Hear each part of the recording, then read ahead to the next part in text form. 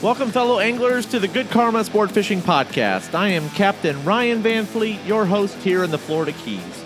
Each week, I bring you fishing tips, stories, gear reviews, and more to help you maximize your fishing trip, catch big fish, and overall have fun. I had another podcast in mind for episode 30, but I wanted to share a special story and a fishing lure tip that I've not yet shared. Now, first off, I really do appreciate those that have shared my podcast with others. Thank you. It's also great to hear from you guys. A special shout out to Dan. He has been listening from the start and using my tips and tricks on his YouTube channel, which is Florida Keys Fishing Couple. I have a lot of respect for Dan in this crazy world of social media. He has given me the credit for tips and shared my podcast as a resource for learning and to educate his listeners that want to become better saltwater fishermen. I'll put his link to the channel up in my show notes, so make sure you check it out. My charter schedule has been crazy busy, but I do plan on taking Dan fishing in the near future, so stay tuned. And I just want to mention, too, before I get started, is what you can look forward to in upcoming episodes. I'm going to include more video tutorials and more detailed how-to instructions in the show notes that you can look back on for reference. I really hope that helps you. I've been getting requests, so going to work on that. So here's my story and fishing tip for catching dolphin.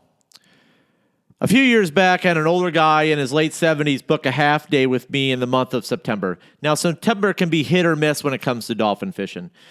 That year, the wahoo showed up early, as we had some crazy big tides. This gentleman had never been saltwater fishing. He explained on the phone that it was his dream to go saltwater fishing in the Florida Keys, and he finally made it. Talk about pressure. He was from Minnesota, so I understood as we moved from the Keys to Minneapolis many years ago. His wife dropped him off at the boat, and we did a Hollywood start, meaning we left the dock at around noon. Now, I mentioned we had some crazy tides.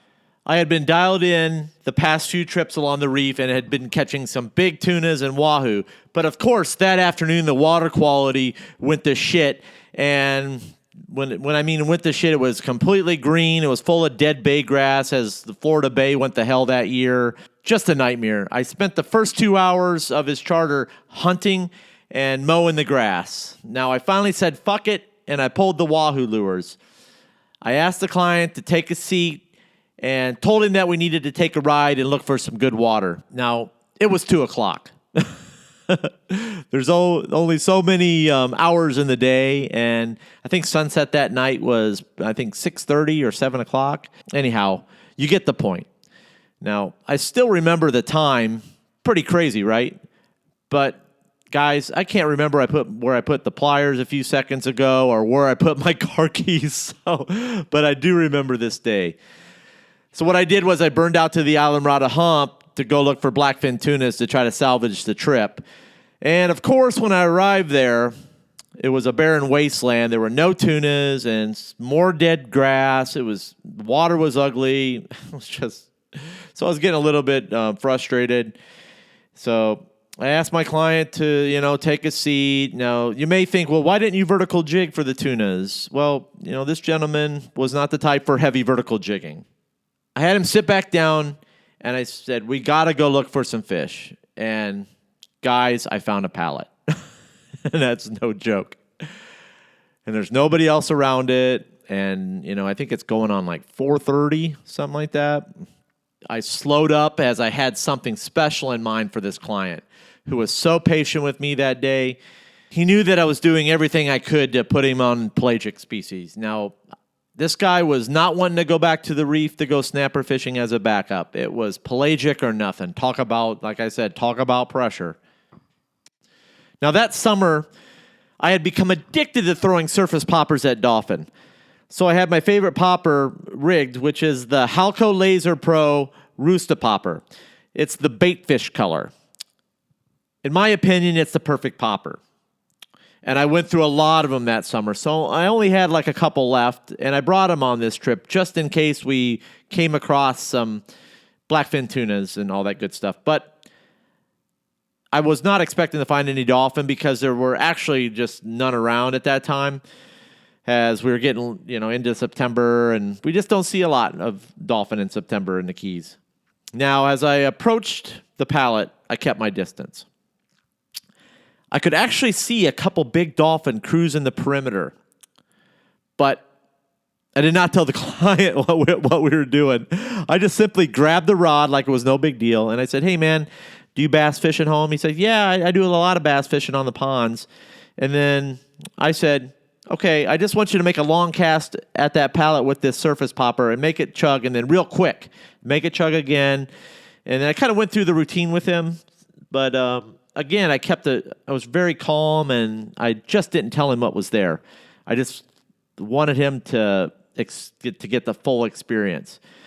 So he made the cast, and boom, a 25-pound bull dolphin jumped that popper and scared the living shit out of the client. And for me, that's why I love popper fishing so much. I love to see these fish crash the bait. Okay, so my adrenaline was pumping. And of course, I yelled a little bit. Telling him, reel, pop that bait. Reel, pop that bait. The next 3 minutes were a blur. I had a couple of popper rigs, actually, that I rigged up on the fly, and man, the poppers were just flying everywhere, and I was like ducking my head and hope I wasn't going to get hit in the eye. And when it was all said and done, the boat was a freaking mess with blood as I was just gaffing fish and throwing them everywhere. The guy turned to me and said, no more, Captain. He went to the front of the boat and he laid down. And he said, "Take me home, brother. I am done." Now, when it was all said and done, we picked every fish off that pallet. And I mean every one of them. It was bone dry when I left it. And the boat was destroyed, man. We had fish everywhere. The fish were just laying in the bottom of the boat, flapping everywhere. And the guy's in the front of the boat, laying down, I think getting ready to puke and asking me to take him home. I was like, dude, I got to get the rods put away. I got to get the fish bagged up. And I said, "So how was this for your first saltwater fishing experience? Was it everything you anticipated it to be or wanted it to be in your mind?" He was like, "Brother, that and more. Thank you." Okay, so I want you guys to check out the show notes for the images of the fish that we caught that day on the poppers. And look at this guy's face. The deer in the headlight look. Just look closely and you'll see it. He had a full rack of cows, and he caught both of the large bulls all on the Halco laser popper. My late spring and summer clients love catching fish on poppers. They see these guys catching monster tunas on YouTube, so that's what they have engraved in their brains when they step on my boat and see a popper rigged to a spinning reel. Now, you don't need a fancy rod or reel for this type of fishing. Just use a large spinning reel loaded with braided line. Mine is loaded with 40 pound. The rod needs to be, 6 or 7 feet. A long rod allows you to get some distance on your casts, and you just need a little pop action. Don't get too caught up in the technicalities of working a popper. Color does matter, as these fish are keyed in on baby flying fish. That is why I like the Halco popper. That baitfish color looks like a flying fish. It also has a little extra bling built into it. When I say bling, it's got some scale. It looks like scale flash in blue water. You got to check it out in the light and put it in water to see it.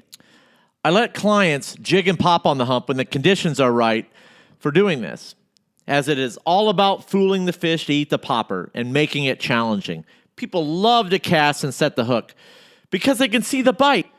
They could care less about racking up numbers. Once they get into popping for fish, the clients just turn into fanatics, and that's all they want to do on the trips, and I think that's just awesome. Guides have been using poppers down here in the Keys now for many years to catch large yellowtail snappers. If you haven't heard about this, it's no secret. You just haven't seen it in the press much lately, but I'm sure you will here within the next year or so, because it's about that time again. what a guy does is he gets the yellowtail fired up by either throwing large amounts of live bait out to get them chummed up, or they use copious amounts of chum. I like to use chum, as you guys probably know that. And we get they get the yellowtail balled up, meaning they get them into a feeding frenzy. Now the biggest and baddest yellowtails eat in the center of the feeding frenzy. Yellowtail eat the poppers. Yellowtails on poppers rigged with wire. True. A not-so-secret technique anymore. Now, we had so much bait here last fall that we saw big schools of yellowtail chasing the bait. The guys were casting poppers into the schools and catching big flag yellowtails. I witnessed it as I had a school come by me. Now, we only managed to get one of two on a large pilchard that day. I was actually grouper fishing, and it was rough as shit out. You always see crazy stuff when it's rough. And that's the truth. Do yourself a favor and buy a couple Halco poppers, baitfish color. The first big dolphin you catch on that popper will turn you into a popper addict. I've been using this brand for years, and I'm not switching. Now, you're going to ask me, have you tried Yo Zuri and have you tried Williamson's? Yes, I have, several times actually, but I end up selling them in my yard sales every year. They just don't work for me. And to be honest, I don't have a lot of confidence in those lures because I've just never caught a decent-sized fish on one, and they're not consistent for me like the Halco brand. Just saying. And no, I am not sponsored by Halco. That's it for today. Got to do some rigging. Thanks for listening, and as always, please let me know if you have any questions. You can email me at goodkarmaryan@gmail.com. I'm going to be doing a question and answer podcast, so definitely email me. You can also find me on Facebook at Good Karma Fishing Charters, Instagram at Good Karma Sport Fishing _FL_Keys. And please also share this podcast with a fellow angler and check out my website, goodkarmasportfishing.com, and sign up for my monthly newsletter and free fishing tips. I aim to provide you with fishing tips and information so you can make the best out of your time fishing. Thanks for listening, and remember, anytime you're fishing, it's all good.